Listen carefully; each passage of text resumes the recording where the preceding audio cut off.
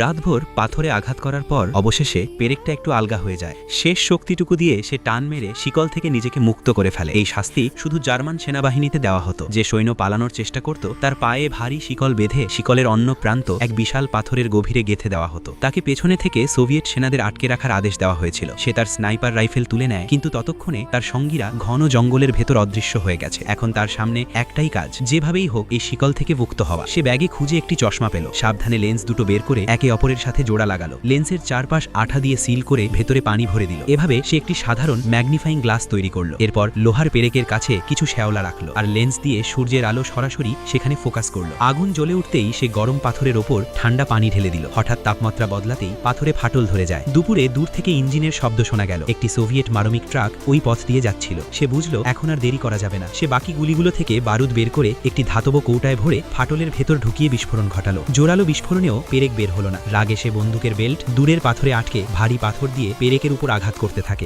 রাত নেমে আসে, তবুও সে থামে না। অবশেষে সব শক্তি এক করে আঘাত করতেই পেরেক ঢিলে হয়ে যায়। সে জোরে টেনে পেরেকটা বের করে ফেলে। শেষ পর্যন্ত সে শিকল থেকে মুক্ত হয়ে যায়।